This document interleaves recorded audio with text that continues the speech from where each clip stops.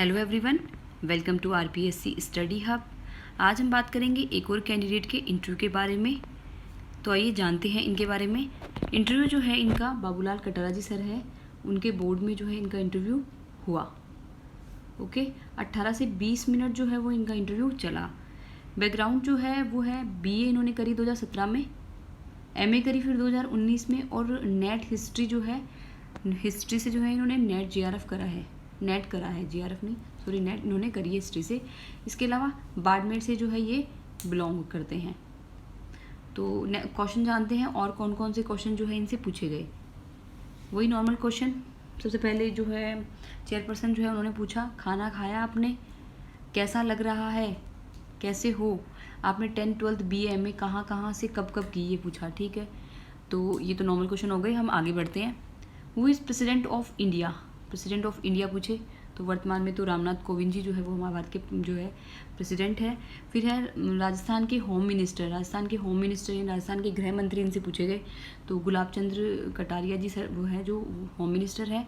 Next है राजस्थान के finance minister, Rajasthan के फाइनेंस मिनिस्टर जो है वो राजस्थान के जो मुख्यमंत्री हैं CM है श्री अशोक गहलोत जो है वो राजस्थान के फाइनेंस मिनिस्टर हो गए। फिर नेक्स्ट इनसे पूछा गया नेशनल ह्यूमन राइट कमिश्नर, कि नेशनल ह्यूमन राइट कमिश्नर कौन है। तो नेशनल ह्यूमन राइट कमिश्नर जो है वो भी है अरुण मिश्रा जी। तो इस तरह से इनसे जो है ना बैक टू बैक जो है काफ़ी फैक्चुअल क्वेश्चन पूछे गए अपॉइंटमेंट से रिलेटेड। फिर नेक्स्ट है हिस्ट्री का कौन सा पार्ट अच्छा लगता है, क्योंकि इनके पास क्या है बैकग्राउंड में इनकी हिस्ट्री रही है, तो इनसे पूछा कि आपको हिस्ट्री का कौन सा पार्ट जो है वो अच्छा लगता है। फिर इन्होंने बताया होगा एनिशियंट हिस्ट्री, तभी इनसे पूछा एनिशियन हिस्ट्री राइटर्स नेम। फिर इनसे पूछा गया कि एनिशियन जो हिस्ट्री यानी प्राचीन भारत जो है उसके जो लेखक है, जो राइटर्स है, उनके नाम जो है वो बताइए। नेक्स्ट है क्या कारण है कि जब भी हिस्ट्री पर कोई बुक लिखी जाती है वो विवाद हो जाता है, जबकि कोई अदर सब्जेक्ट में ऐसा नहीं होता है। अब ये ऐसा क्यों होता है ये मुझे भी नहीं पता, कि हिस्ट्री पर जब कोई बुक लिखी जाती है तो विवाद हो जाता है, जबकि कोई अदर सब्जेक्ट पर बुक लिखी जाती है तो ऐसा नहीं होता है। तो ये आप थोड़ा देख लीजिएगा जिनके अगर हिस्ट्री में बैकग्राउंड है। नेक्स्ट है क्या इतिहासकार की विचारधारा लेखन को प्रभावित करती है, ये इनसे पूछा गया है। तो आप देख सकते हैं कि हिस्ट्री पर इनसे कितने क्वेश्चन पूछ लिए गए हैं, अभी और भी बाकी है। कैसे करते हैं, ठीक है। फिर नेक्स्ट पूछा गया रोमिला थापर कौन है, क्या करती है। अब रोमिला थापर के बारे में मुझे थोड़ा बहुत पता है। रोमिला थापर जो है वो भारतीय इतिहासकार है, महिला इतिहासकार है, भारत की प्रतिष्ठित महिला इतिहासकार है रोमिला थापर। ठीक है, इन्होंने बहुत सारी जो है प्राचीन भारत पर बहुत सारी बुक लिखी है और इनको बहुत सारे अनेकों पुरस्कार जो है वो मिल चुके हैं। जैसे कि इन्होंने बुक लिखी है प्राचीन भारत का इतिहास, ठीक है, प्राचीन भारत का सामाजिक इतिहास यानी हिस्ट्री ऑफ इंडिया, पूर्वकालीन भारत, अशोक तथा मौर्य साम्राज्य का पतन। इस तरह की अनेक जो है वो हिस्ट्री पर बुक जो है रोमिला थापर द्वारा लिखी गई है। नेक्स्ट है एक हिस्टोरियन जो बीफ को लेकर कंट्रोवर्सी में रहे थे। अब एक हिस्टोरियन यानी एक इतिहासकार लगभग 2018 के लगभग जो है ना रामचंद्र गुहा जी जो है वो कंट्रोवर्सी में रहे थे। इन्होंने क्या किया था, गोवा में जब ये बीफ खा रहे थे तो उन्होंने कुछ पोस्ट कर दिया था, तब कुछ कंट्रोवर्सी जो है वो हो गई थी। गांधी जी के बारे में क्या जानते हो, इनसे पूछा गया कि गांधी जी जो है राष्ट्रपिता जो है हमारे महात्मा गांधी जी, उनके बारे में क्या जानते हो। तो फिर इन्होंने चंपारण वगैरह का नाम लिया होगा, तो नेक्स्ट क्वेश्चन फिर चंपारण पे आ गया। चंपारण में गांधी जी ने क्या क्या किया था।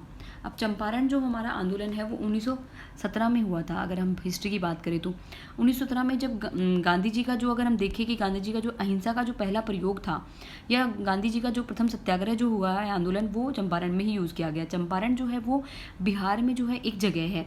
अब गांधी जी ने क्या किया था, यहाँ पर जो किसानों से जो 3 कथिया प्रणाली थी उसमें क्या होता था कि 3/20वें हिस्से पर जो है किसानों को जो है वो नील की खेती अवश्य करनी होगी, ऐसा जो है वहाँ पर जो बिहार में ऐसा होता था। तो जब ब्रिटिश रूल जो चल रहा था उसके खिलाफ जब गांधी जी ने कहा कि ये प्रथा बिल्कुल गलत है कि किसानों को नील की खेती ही करनी होगी, तो उसके लिए अहिंसा का प्रयोग करते हुए आंदोलन चलाया था। और फिर जो है कुछ मांगे भी मानी गई थी गांधी जी की। और उसके बाद में क्या हुआ था कि गांधी जी को इस आंदोलन के बाद जो है महात्मा की उपाधि भी दी गई थी। तो भारत का जो है, भारत में जो गांधी जी का अहिंसक आंदोलन जो रहा है वो सबसे पहले जो है वो चंपारण में ही रहा है। नेक्स्ट है चंपारण में 1 साल रुके थे, पूरे साल क्या किया वो बताओ। अब बोले चंपारण में 1 साल रुके थे, पूरे साल भर वहाँ पर क्या क्या किया ये इनसे पूछा। नेक्स्ट है चंपारण खेड़ा अहमदाबाद सीक्वेंस। अब गांधी जी का सबसे पहला तो पता ही हमें कि चंपारण रहा था। अब खेड़ा और अहमदाबाद की बात करते हैं तो चंपारण पहले हुआ, फिर उसके बाद जस्ट अहमदाबाद मील आंदोलन जो हुआ था, मील जो मजदूर मालिक थे उन्होंने जो है बोनस को तो रिटर्न कर दिया था, जबकि मांगे की थी कि उनकी जो सैलरी है वो बढ़ाई जाए। और उसके अलावा खेड़ा जो आंदोलन हुआ था वो भी 1918 में, और अहमदाबाद मील आंदोलन हुआ था वो भी 1918 में। लेकिन अहमदाबाद आंदोलन जो है वो पहले हुआ था और खेड़ा जो है उसके बाद हुआ था। अब खेड़ा आंदोलन जो हुआ था उसमें ये हुआ था कि जो किसान जो है, किसानों ने आंदोलन करा था, वो जो लगान अत्याचार के खिलाफ जो है उन्होंने आंदोलन करा था खेड़ा में। खेड़ा जो है वो गुजरात में एक जगह है। नेक्स्ट हम बात करें, मेंबर 2 ने क्या क्वेश्चन पूछा इनसे, इतिहास केवल जीते हुए लोगों का होता है, इससे कहाँ तक एग्री करते हो। तो इनसे पूछा गया कि इतिहास जो होता है वो केवल जीते हुए लोगों का होता है, क्या आप इसको कहाँ तक एग्री करते हो। फिर पूछा मिडवेल एज को डार्क एज क्यों कहते हैं, क्यों ऐसा कहना सही है, क्या ऐसा कहना सही है। यानी जो मिडवेल एज है, जो है मध्यकालीन जो एज है, ठीक है, उसको डार्क एज क्यों कहते हैं, इसके बारे में पूछा गया। तो देख सकते हैं आप इनसे हिस्ट्री के कितने क्वेश्चन पूछे गए हैं। Back to back history question का फायर हो रहा है। दुनिया में 2 ही जगह से अधिकतर रिलीजियस पैदा हुए हैं, एक तो इंडिया एंड दूसरा है अरब। कौन सी जगह पर ज़्यादा खून खराबा हुआ था और क्यों। अब सबसे ज़्यादा खून खराबा जो है वो अरब में ही हुआ था, ठीक है। नेक्स्ट है who wrote what is history. अब इन्होंने पूछा कि ये व्हाट इज़ हिस्ट्री जो है वो कोई बुक है, वो किसने लिखी है। तो आप थोड़ा देख लीजिएगा, जो फेमस जो हिस्ट्री की बुक्स हैं, अगर आपकी हिस्ट्री सब्जेक्ट रहा है तो फेमस जो हिस्ट्री की बुक्स है उनके राइटर्स के नाम भी जो है वो आप थोड़ा पढ़ लीजिएगा। फिर नेक्स्ट है आपके अनुसार जो है इतिहास क्या है। अब इनसे पूछा गया कि इतिहास की डेफिनेशन बताइए आपके अकॉर्डिंग, तो ये पूछा गया। नेक्स्ट है MA 2019 में और नेट 2018 में कैसे, ये इनसे पूछा। हो सकता है इन्होंने नेट पहले कर ली हो और MA जो है वो बाद में करा हो 2019 में। फिर नेक्स्ट है 2019 से अब तक इतने साल क्या कर रहे थे, तो ये पूछ रहे हैं कि 2019 से लेकर अब तक क्या कर रहे थे। फिर नेक्स्ट है मेंबर थर्ड ने पूछा CSR जानते हो। CSR एक होता है corporate social responsibility. Corporate social responsibility जो है इसकी फुल फॉर्म होती है, जिसको कंपनी अधिनियम 2013 के द्वारा संशोधन किया गया और 2014 से हर कंपनी में जो है CSR को लागू करना अनिवार्य कर दिया गया। तो और भारत जो है पहला देश है जिसने क्या किया पूरी दुनिया में कि CSR जो है वो कंपनी में अनिवार्य रूप से लागू किया है। अब CSR होता क्या है, CSR ये होता है कि किसी भी और कोई भी औद्योगिक कंपनी है, ठीक है, उसमें उसके संस्थापक चाहे वो निवेशक हो, ऋणदाता हो, प्रबंधक हो, कर्मचारी हो, ग्राहक हो, और वहाँ के जो स्थानीय जो समाज होता है वो हो, पर्यावरण हो, उसके प्रति जो नैतिक दायित्व जो है जो शो करती है वो कंपनी जो करती है वो कहलाता है CSR, ठीक है। तो मतलब कंपनी का जो समाज के प्रति जो होता है दायित्व जो होता है वो क्या होता है CSR। अब ये जो है CSR लागू, ये तो अपन ने जान लिया कि जानते हो, फिर क्या होता है इनसे पूछा गया। फिर नेक्स्ट पूछा गया कितने % जरूरी है, क्या केवल प्राइवेट कंपनी को ज़रूरी है या गवर्नमेंट को भी, ये इनसे पूछा गया। तो अब सबसे पहले बात करते हैं कि CSR जो है वो अपने जान लिया क्या होता है। अब कितने % ज़रूरी है, तो इसके लिए भी कुछ जो है कंडीशन है कि ये जो है वो उन्हीं कंपनियों पर लागू होता है जिनका नेटवर्थ जो है वो कितना हो 500 करोड़, नेटवर्थ तो उनका कितना हो 500 करोड़ तक, करोड़ या उससे ज़्यादा, ठीक है। और अगर उनका हम बात करें टर्नओवर होना चाहिए उनका 1000 करोड़ रुपए से ज़्यादा, और जबकि उनका जो प्रॉफिट है, ठीक है, तो प्रॉफिट जो है वो 5 करोड़ से अधिक होना चाहिए। तो कंपनी क्या करेगी CSR के तहत क्या करेगी, पिछले 3 वर्षों के जो उसका नेट प्रॉफिट है यानी शुद्ध लाभ का क्या करेगी 2% जो क्या करेगी वो CSR के तहत क्या करेगी खर्च करेगी।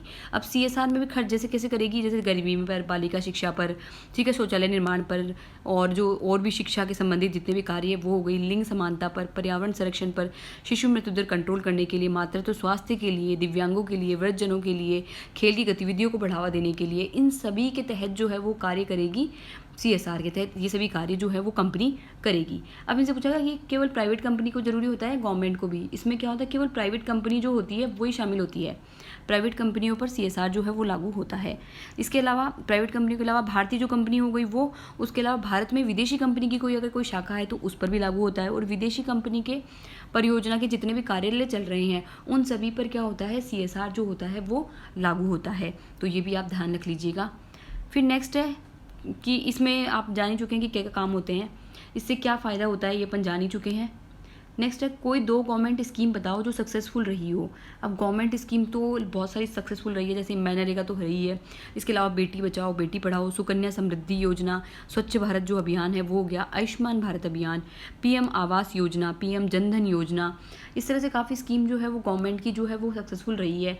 फिर इनसे पूछा गया इनसे क्या फ़ायदा हुआ है, क्या मनरेगा बेरोजगारी के स्थायी सोल्यूशन है, क्यों नहीं है। अब ये पूछा कि इनसे फ़ायदा क्या हुआ, इन्होंने स्कीम्स के नाम लिया होगा, उसमें से मनरेगा का भी नाम लिया होगा, तो फिर मनरेगा पे क्वेश्चन पूछा गया कि मनरेगा जो है वो बेरोजगारी का स्थायी सोल्यूशन है क्या, अगर नहीं है तो फिर क्यों नहीं है, और है तो फिर क्यों है, ये इनसे पूछा गया। फिर नेक्स्ट हम बात करें CS अगेन, जो चेयरमैन है वो दोबारा पूछ रहे हैं बाड़मेर क्यों फेमस है। अभी बाड़मेर से बिलोंग करते हैं तो बाड़मेर से क्वेश्चन पूछा गया कि बाड़मेर जो है वो क्यों फेमस है। अभी हाल ही में तो बाड़मेर इसलिए फेमस हो रहा है क्योंकि वहाँ पर पंचभद्रा में जो है वहाँ पर रिफाइनरी लग रही है, तो उसके लिए जो है फेमस है। पंचभद्रा में अभी क्या लग रहा है, इससे क्या फ़ायदा होगा। पंचभद्रा में जो है रिफाइनरी लिए अपन बात ही कर रहे हैं, काफ़ी लोगों को रोज़गार मिलेगा, इसके अलावा राजस्थान गवर्नमेंट को रेवेन्यू मिलेगा, राजस्थान गवर्नमेंट की जो है साख जो है पूरे भारत में फैलेगी। अपनी स्ट्रेंथ एंड वीकनेस बताओ, ये भी लगभग हर कैंडिडेट से क्वेश्चन पूछा जा रहा है। आप जा सकते हैं, ठीक है, ये पूछा, फिर बोला लास्ट में उनको बोला गया कि आप जा सकते हैं। 8 से 10 क्वेश्चन और भी थे लेकिन इनको याद नहीं आ रहे हैं। नो क्वेश्चन फ्रॉम हॉबी, इनसे हॉबी से रिलेटेड कोई क्वेश्चन नहीं पूछा गया। मोस्टली ऑन हिस्ट्री क्वेश्चन, ये तो अपने देख ही लिया। ओवरऑल जो है गुड एक्सपीरियंस रहा, ठीक है, hope for best, we hope for best, ठीक है, हम भी यही चाहते हैं कि आपका सिलेक्शन हो। Thank you for watching this video, bye till next video.